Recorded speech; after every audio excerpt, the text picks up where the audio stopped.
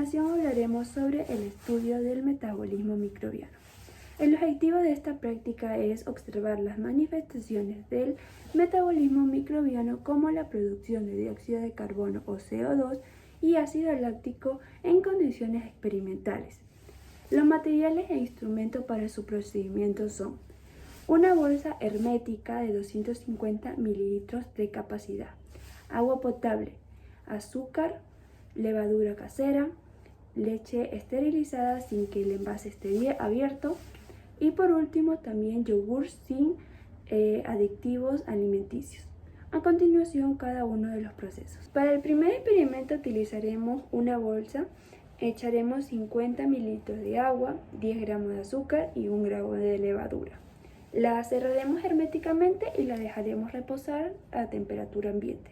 Para la segunda bolsa necesitaremos agua, 50 mililitros y también 10 gramos de azúcar.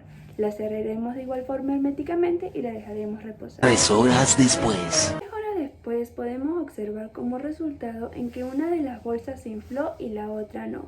¿Cuál fue la diferencia que marcó ambas bolsas en que una se inflara y la otra no? Fue la levadura, ya que las levaduras son hongos muy pequeños, unicelulares, los cuales se van a alimentar de azúcares, de donde producen energía.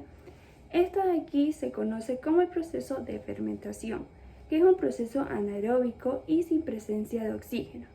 Los productos para esta fermentación son ácidos etílicos y dióxido de carbono CO2, los cuales en presencia de esto van a hacer que la bolsa se infle y se llene de gas.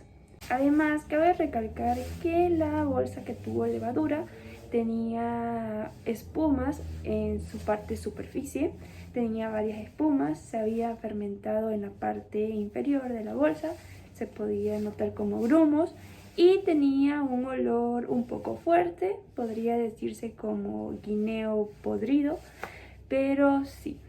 A continuación, el segundo experimento. Por último, tenemos el de harina, azúcar y levadura y agua. Este botó un olor bastante peculiar, fuerte, un poco apestoso, por decirlo así. Dejó varias espumas, se fermentó un poco por la levadura y no está, está sólido, pero tiene como grumos. Su olor, como lo mencioné, que es algo de recalcar, es fuerte y tiene un color más, es un poco más densa. Sigue siendo líquida, pero también densa. En un experimento de igual forma necesitaremos una bolsa hermética en la que pondremos 100 mililitros de leche y 50 mililitros de yogur. Esta de aquí la vamos a dejar reposar durante 3 horas a temperatura ambiente y luego la meteremos en el refrigerador y a continuación veremos los resultados. Pero antes de todo cabe aclarar que la leche se tuvo que calentar a fuego lento hasta que llegara a una temperatura aproximada de 45 grados Celsius. A continuación las 3 horas y los resultados. 3 horas después. Una eternidad más tarde. Luego de las 15 horas pudimos observar como resultado en que gracias a los alimentarnos del yogur y la leche caliente dan como resultado que las bacterias que están dentro del yogur produzcan una fermentación en la que los azúcares de la leche van a ir desapareciéndose y convirtiéndose en ácido láctico, lo que produce esto que la leche se vaya espesando y así transformándose en yogur. En su consistencia tenía una apariencia homogénea, también tenía un olor fuerte y estaba muy espesa. Después la dejamos descongelar y se volvió aguadita. Muchas gracias. La microscopía es la base de métodos diagnósticos en el área de microbiología a través del uso de lentes que permiten la observación de la morfología, agrupación y tinción de diferentes tipos de microorganismos. El aumento que se obtiene del microscopio es gracias al aumento del ocular por el del objetivo. Es importante indicar que el microscopio óptico contiene un ocular de 10 y posee 4 objetivos, de 4, de 10, de 40 y de 100 de inmersión. Además de esto, es importante indicar que el microscopio puede ser óptico y electrónico. Los primeros pueden ser luminoso simple, que incluye cuentacolonias, y luminoso compuesto. El microscopio electrónico puede ser de transmisión o de barrido. Los microscopios ópticos fueron los primeros de la historia y marcaron un importante punto de inflexión. En este tipo de microscopio se pueden observar estructuras como las mitocondrias, pero no se pueden observar estructuras más pequeñas como ribosomas y proteínas. El microscopio electrónico surgió luego del microscopio óptico. En este se pueden ver estructuras más pequeñas como las ya antes mencionadas. Este tipo de microscopio eliminó la limitación de resolución y aumento. Otro tipo de microscopio electrónico es el microscopio de transmisión y el de barrido. En el de transmisión se proyecta un rayo de electrones a través de la muestra y permite observar en la imagen en 2 dimensiones. El microscopio electrónico de barrido proyecta un rayo de electrones sobre la muestra y permite observar una imagen en 3 dimensiones. El microscopio estereoscopio es binocular, tiene un aumento de 4 a 40 veces. En este tipo de microscopio se pueden observar muestras opacas. Además, este tipo de microscopio se pueden observar imágenes tridimensionales. En este tipo de microscopio también se puede manipular la muestra mientras se observa. El cuentacolonias es un instrumento utilizado para contar colonias de bacterias o de otros microorganismos que crecen en una placa agar. Dentro de las estructuras del microscopio óptico se tienen los oculares, que es lo que permite observar la muestra. Luego se tiene el tubo, el brazo. Luego del brazo se va a encontrar en la parte más abajo, se va a encontrar el tornillo macrométrico y el tornillo micrométrico. También se va a encontrar lo que sería el revólver, que va a permitir cambiar de objetivo. Los objetivos también existen, que pueden ser de 4, de 10, de 40 y de 100. Además, donde se coloca la muestra se conoce como platina. Debajo de esta platina va a encontrarse un foco o fuente de iluminación. En la parte de abajo, que se conoce como base, se va a encontrar el botón de encendido y apagado, además de un botón de regulación de la iluminación. Tinciones. Las coloraciones son facilitadores de los diagnósticos de los microorganismos, pues te permite visualizarlos mejor.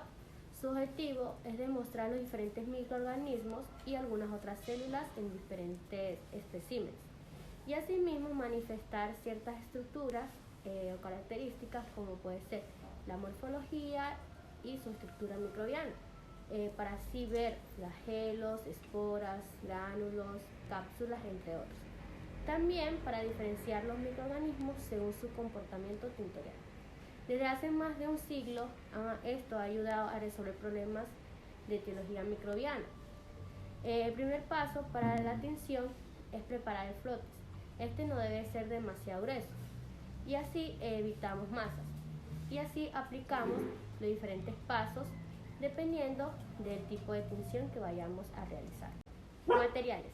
En los materiales vamos a observar las mesas de trabajo, zona de tinciones, microscopios, agua potable, azul de metileno, alcohol, acetona, cristal violeta, safranina, portaobjetos, puentes para descansar los portaobjetos, aceite de inmersión, los diferentes colorantes como el Gran, Simple o el de Ciel-Nielsen, entre otros.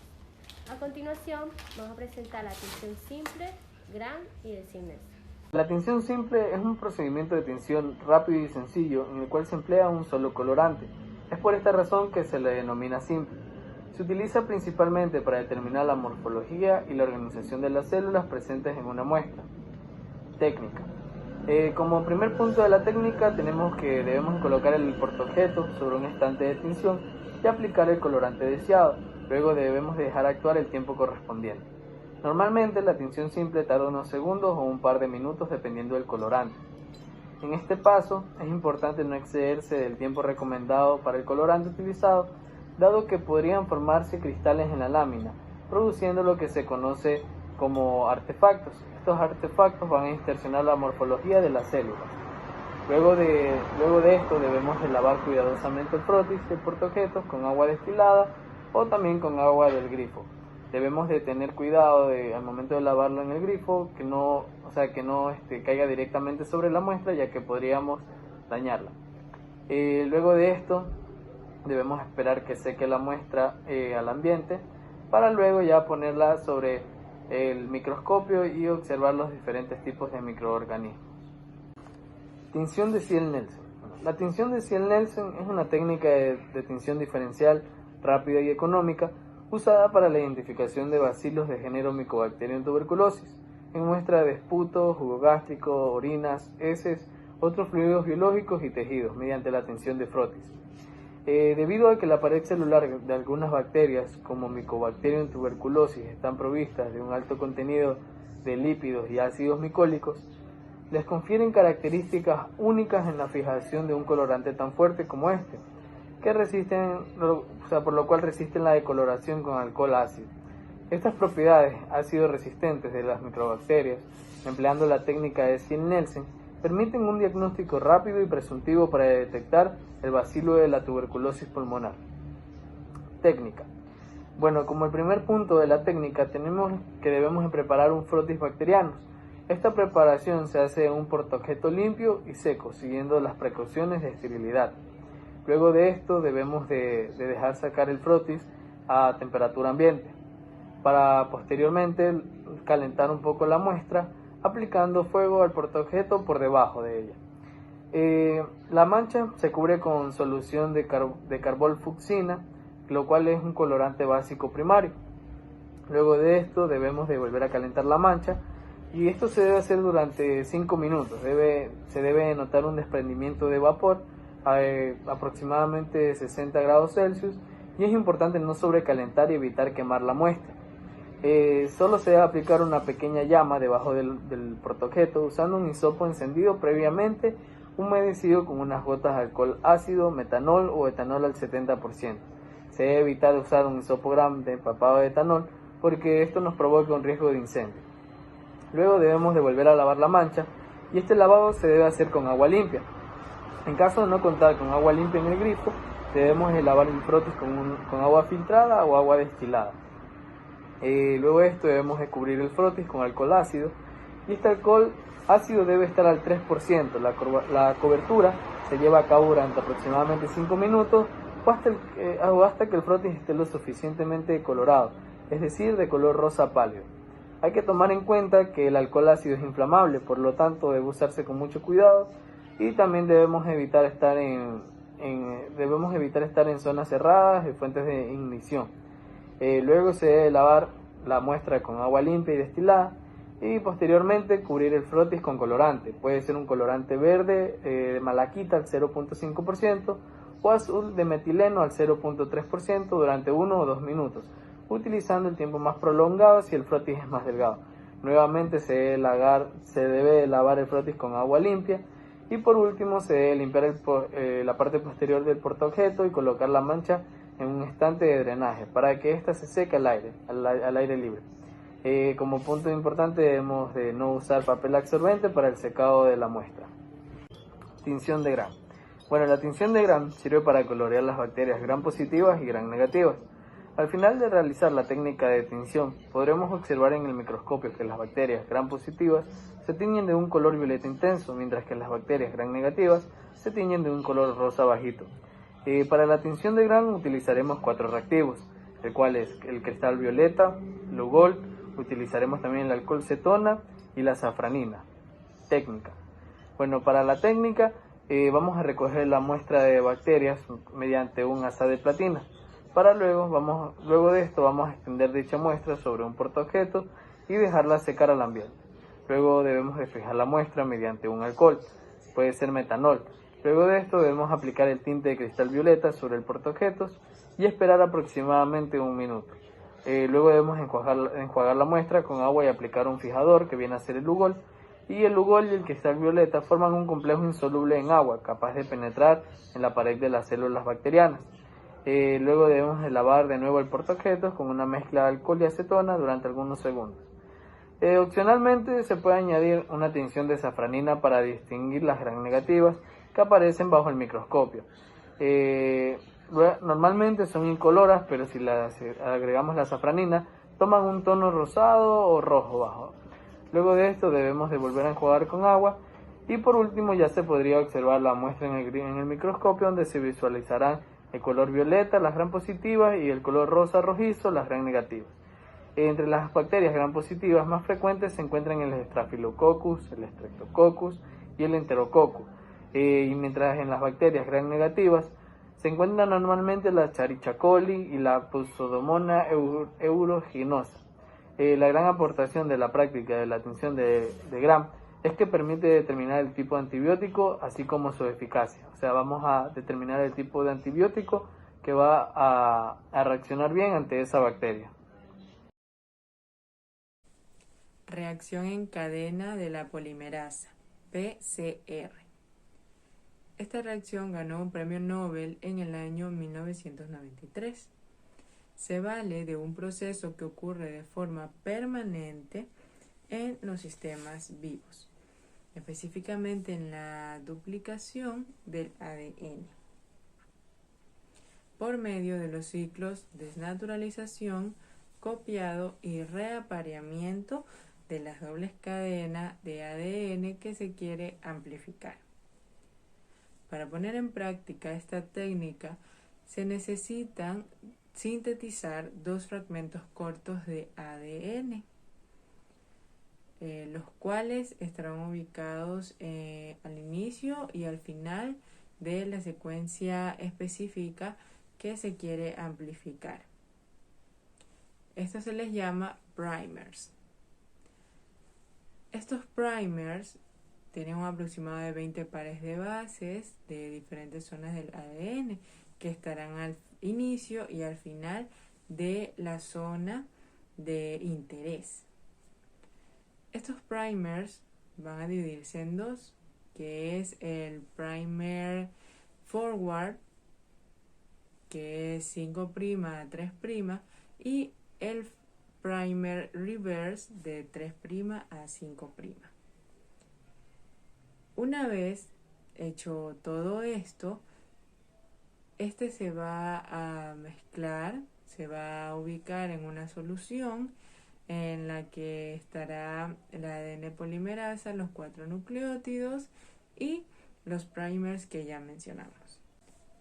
El método se basa en la repetición cíclica de 3 reacciones sucesivas. La primera es la desnaturalización. La solución se calienta para que las cadenas del ADN se puedan separar.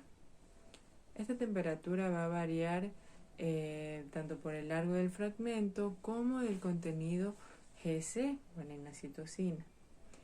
La temperatura es de 94 grados centígrados y se la mantiene de 30 a 45 segundos. Cuando esta demanda mayor cantidad de GC, se necesita mayor temperatura.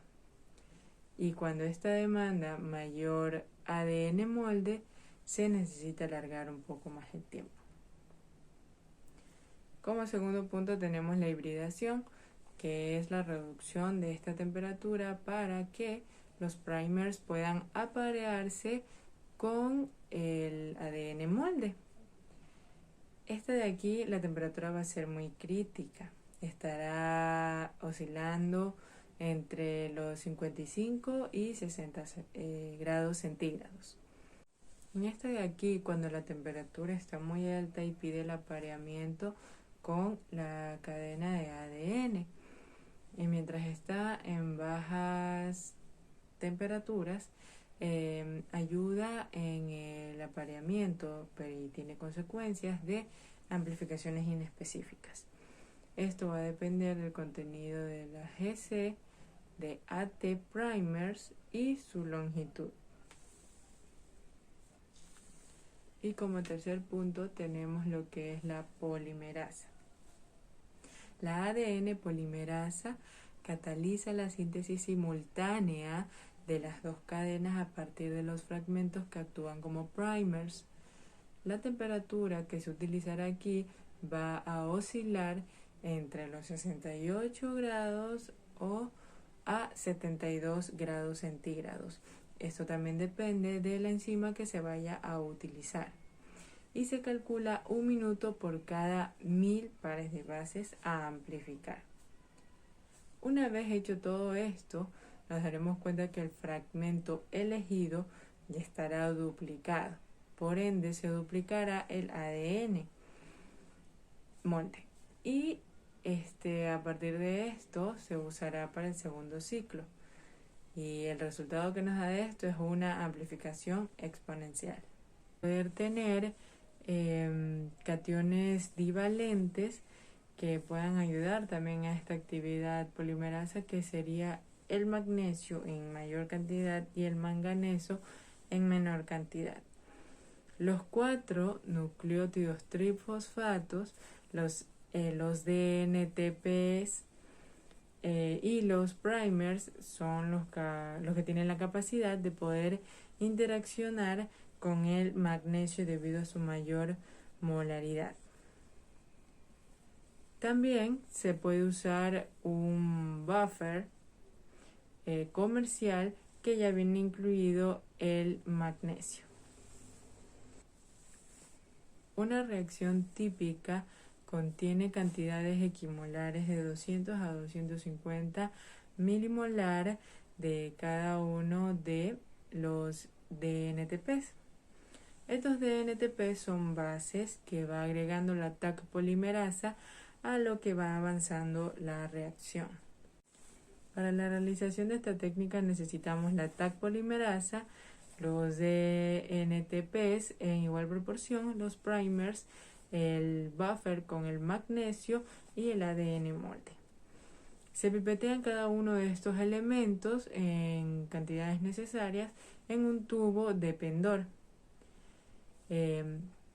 Luego de esto se realiza la master mix o la mezcla de la reacción en mayor volumen para evitar errores al momento de pipetear. Una vez hecha esta master mix, se procede a pasar en cantidades necesarias, en microlitros, a un tubo de 0,2 mililitros para así empezar la reacción. Una vez hecho esto, tendremos el volumen final aproximado de 15 a 50 microlitros. Luego de esto se lo va a ubicar en el termorreciclador con temperatura y tiempo de la desnaturalización, de la hibridación y de la extensión. Y al finalizar toda esta técnica podremos observar que existen millones de copias del fragmento de ADN. Prueba de ELISA. Hay dos participantes principales. Están los linfocitos B, que se encargan de producir los anticuerpos. Estos anticuerpos son proteínas que se encargan de reconocer a los patógenos. Cabe destacar que hay miles de millones de anticuerpos diferentes. Existen anticuerpos que se encargan del reconocimiento de la infinidad de las moléculas del interior de los patógenos y de células propias. ELISA significa análisis de inmunoadsorción ligados a enzima. Cabe destacar que se le llama análisis en sándwich porque al finalizar este procedimiento queda una capa abajo, algo en medio y otra capa arriba. Hay un método directo y un método indirecto. En el método directo se utilizan las placas de ELISA, que está conformado por 96 pozos. Cabe destacar que cada uno de ellos mide 0.5 por 0.5 centímetros. Esto se usa para medir concentración. Procedimiento. En el vasito se coloca la cantidad fija del anticuerpo contra el antígeno de interés. Cabe destacar que estos anticuerpos están formados por proteínas y estas proteínas son muy pegajosas. Para continuar con el procedimiento, se le coloca una proteína que no sea de interés para generar así un bloqueo y cubrir los espacios que dejó el anticuerpo. Cuando ya se tenga todo preparado, se agrega la muestra del paciente. Luego se procederá a dejar unos minutos en reposo, dependiendo del tipo de muestra. Cuando esto ya esté, se procederá a virar el vasito y lo único que quedará pegado es lo que va a reconocer el anticuerpo. Lo siguiente que se hace es añadir un segundo anticuerpo y esto lleva pegada una enzima que generalmente es una peroxidasa. Esta por lo general hacen reacciones y lo que va a hacer es transformar una molécula en otra. Posteriormente se le va a agregar el sustrato y este va a actuar con la enzima. De esta manera va a cambiar el color y es ahí cuando se va a notar que hay algo, ya que si cambia de color significa que está presente el anticuerpo y si este está presente también está el antígeno. De esta manera detecta la prueba ELISA si existe o no lo que se está buscando. Cabe destacar que para medir los resultados de la prueba ELISA se necesita un espectrofotómetro que se utiliza, este da el resultado exacto de la absorción y nosotros ya realizamos la conversión para así obtener un resultado exacto de lo que es las concentraciones. Método indirecto. Es cuando está formado el llamado sándwich y el segundo anticuerpo no va a tener enzimas. Por lo tanto, este anticuerpo va a detectar el anticuerpo con enzimas y se van a pegar. Entonces, posteriormente, el vasito se va a girar y luego se colocará el sustrato y obtendrá color. Gracias por la atención, esperamos que este video sea de su agrado y de su ayuda. Gracias.